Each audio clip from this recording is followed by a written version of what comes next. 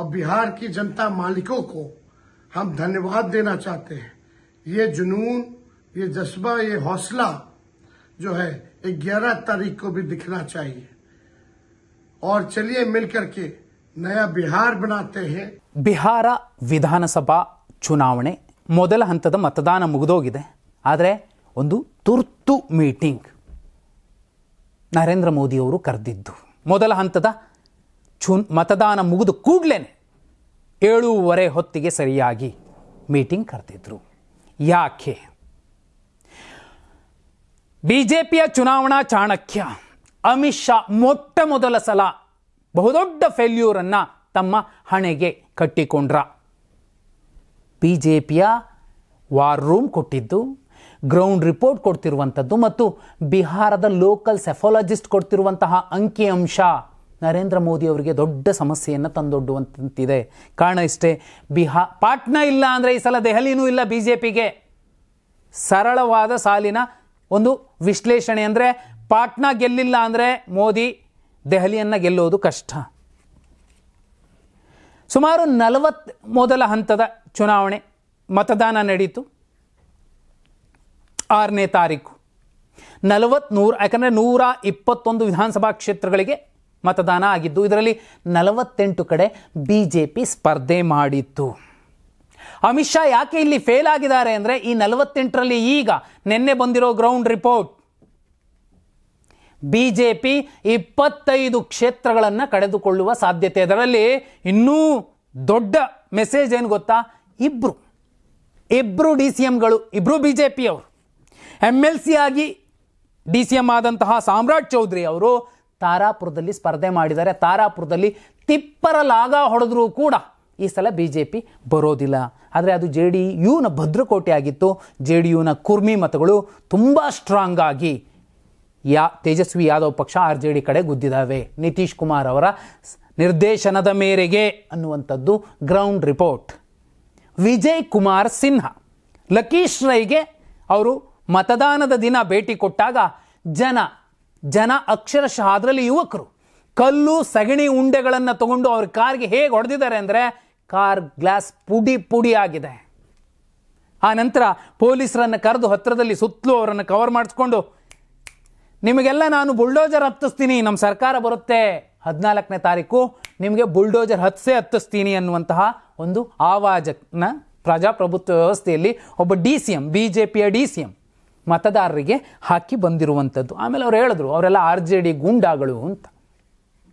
RJD ಗೂಂಡಾಗಳೇ ಇರಲಿ, ಅದು JDU ಗೂಂಡಾಗಳೇ ಇರಲಿ, ಸರ್ಕಾರ ಅವ್ರದ್ದು ಕಠಿಣ ಕ್ರಮ ತಗೋಬೋದಿತ್ತು. ಒದ್ದು ಹೊಳಗಾಗಿಸಿ ಎಲ್ಲರನ್ನು ಸತ್ಯ ಹೊರಗೆ ಬರಲಿ.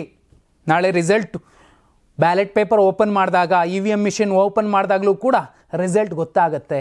ವಿಜಯ್ ಕುಮಾರ್ ಸಿನ್ಹಾ, ಲಕೀಶ್ ರೈ, ಯಾಕಂದರೆ ಅದು ಹೇಳಿ ಕೇಳಿ ಬಿಜೆಪಿಯ ಭದ್ರಕೋಟೆ ಆಗಿತ್ತು. ಒಂದಷ್ಟು ಸಲ RJD JDU ಗೆದ್ದಿದೆ.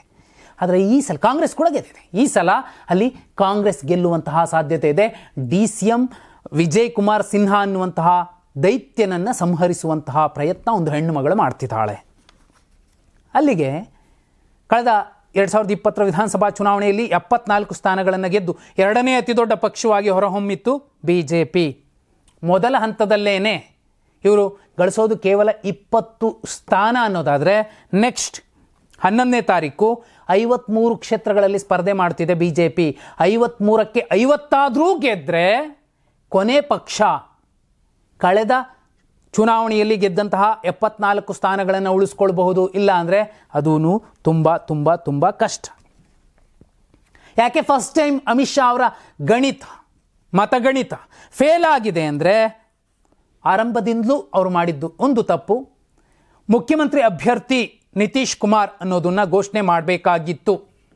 ಅಲ್ಲಿ ಹೇಗಾಗೋಯ್ತು ಅಂದರೆ, ಆಡಳಿತ ವಿರೋಧಿ ಅಲೆ ಇತ್ತಲ್ಲ ಸುದೀರ್ಘ 20 ವರ್ಷಗಳದ್ದು ನಿತೀಶ್ ಕುಮಾರ್ ಅವರದ್ದು, ಅದು ಹೀಗೆ ಬದಲಾಯಿತು. ಹೇಗೆ ಅಂದರೆ, ಅಯ್ಯಯ್ಯೋ ನಿತೀಶ್ ಕುಮಾರ್ ಚಾಚಾನನ್ನು ಇಳಿಸ್ಬಿಡ್ತಾರಂತೆ, ಗುಜರಾತ್ನವರ ಲಾಬಿ ನಡೀತಿದೆ, ಪಾಪ ಇಷ್ಟು ದಿನ ಕೈಲಾದರೂ ಮಾಡ್ತಿದ್ರು ಅನ್ನೋ ಅನುಕಂಪ, ಆಡಳಿತ ವಿರೋಧಿ ಅಲೆ ನಿತೀಶ್ಗೆ ಅನುಕಂಪವಾಗಿ ಬದಲಾಯಿತು. ಅದನ್ನು ಮಾಡಿದ್ದು ಇದೇ ಅಮಿತ್ ಶಾ ಅವರು.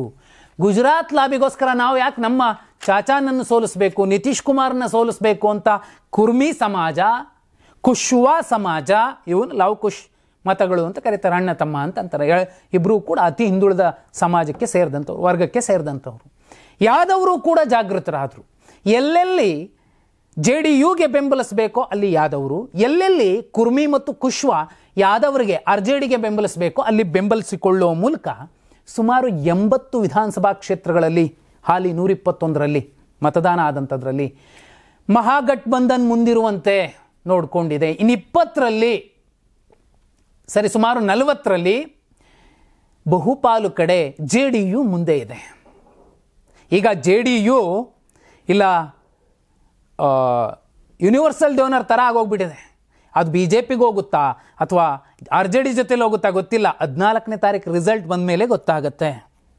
ಇದಲ್ಲದೆ ಅಮಿತ್ ಶಾ ಮತ್ತು ನರೇಂದ್ರ ಮೋದಿಯವರು ಗುಜರಾತ್ ಲಾಬಿ ಮಾಡ್ತಿದ್ದಾರೆ ಎನ್ನುವಂತಹ ಮೆಸೇಜನ್ನು RJD, ಕಾಂಗ್ರೆಸ್, ಇದೇ ಜನ್ಸುರಾಜ್ ಪಕ್ಷದ ನಾಯಕ ಪ್ರಶಾಂತ್ ಕಿಶೋರ್ ಹೇಳ್ತಾ ಬಂದು ಅಲ್ಲಿನ ಬಹುಪಾಲು ಜನಕ್ಕೆ, ಅದು ಭೂಮಿಹಾರ್ ಇರಲಿ, ಬ್ರಾಹ್ಮಣ ಇರಲಿ ಅಥವಾ ಠಾಕೂರ್ ಇರಲಿ, ಎಲ್ಲರೂ ಕೂಡ ಅಂದ್ಕೊಂಡಿದ್ದಿಷ್ಟೇ, ಅರೆ ನಾವ್ಯಾಕೆ ಗುಜರಾತ್ನವ್ರ ಮಾತು ಕೇಳಬೇಕು, ನಮ್ಮವ್ರು ನಾವೇ ಕೇಳೋಣ.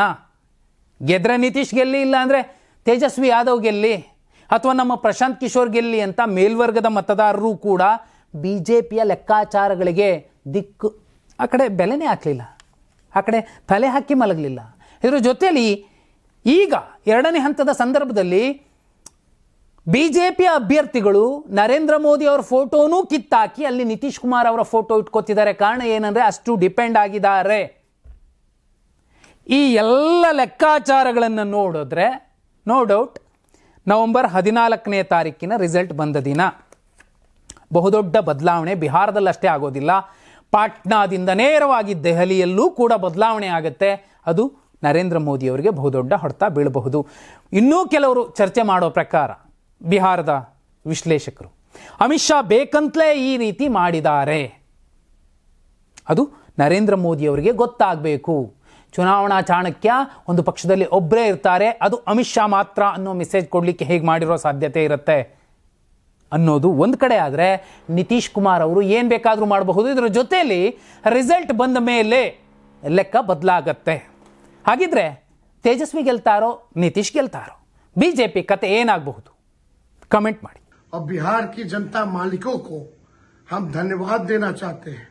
ये जुनून, ये जज्बा, ये हौसला जो है 11 तारीख को भी दिखना चाहिए. और चलिए मिलकर के नया बिहार बनाते हैं.